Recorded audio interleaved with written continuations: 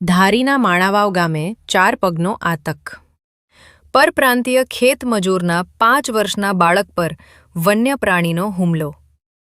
રામકુંભાઈ વલ્કુભાઈવાળાની વાડીમાં કામ કરતા ખેતમજૂરના બાળક પર સિંહણનો હુમલો. સિંહણના હુમલામાં 5 વર્ષના બાળકનું મોત. નરબક્ષી બનેલા સિંહણે 5 વર્ષના બાળકને ફાડી ખાધો. મૃતક બાળકને ચલાલા હોસ્પિટલે ખસેડાયો. વન વિભાગ દ્વારા સિંહણને પકડી પાડવાની કવાયત શરૂ કરી. મૃતક બાળકનું નામ ધવલ ઈશ્વરભાઈ કટારા, ઉંમર વર્ષ 5. ભારત સ્વરાજ ન્યૂઝ સાથે રિપોર્ટર બટુકભાઈ સોલંકી, દલખાણીયા.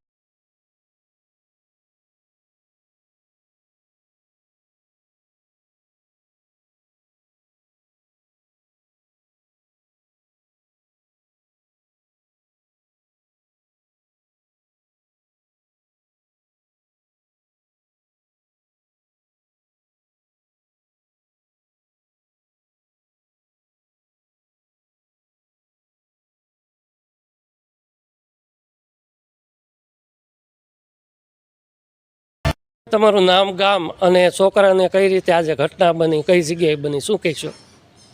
હું રહ્યો તો ગામ પાસે બરાબર. આમાં પછી એ રહેતા તો ઓલીવાડીએ. એ મારો ભાઈ ઈશ્વર મોટો, એ ઓલીવાડી રહેતા ને હું ગામમાં રહેતો હતો. ઈશ્વર આવ્યો હાજે ગામમાં, ને એના મમ્મી ને એ છોકરો રહેતા હતા ઓલીવાડીએ બરાબર. હાજે સણ્યાનો ઓળો હીકીને ખાતા હતા. સિંહણ આવી એટલે છોકરાને ઝડપાટે ઉઠાવી ગઈ બરાબર. પછી એના મમ્મી પાછળ પડ્યા એમાં, પણ એ હાથમાં ના આવી. એના મમ્મી એકલા શું કરે એમાં, એટલે પછી એ પાછળ પડ્યા. પછી કોકની વાડી જઈને ફોન કર્યો, ઈશ્વર પાસે ફોન, એટલે એ વાડી એ પહોંચ્યો વાડીએ બરાબર. એમાં વાડીએ પહોંચ્યો, પછી અહીંયા પહોંચ્યો એટલે ઈશ્વરનો મારા જોડે ફોન આવ્યો એમાં. એટલે પછી હું ગયો વાડીએ. પછી એમાં કમસે કમ વધારે તો નહીં 200 મીટર જેટલો ખેતર દૂર હતું બાજરાનું. એમાં સિંહણ લઈને ઘરી ગઈ એમાં.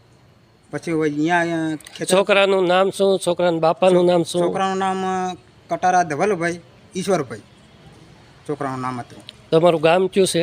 અમારું ગામ ઘાણીખોટ.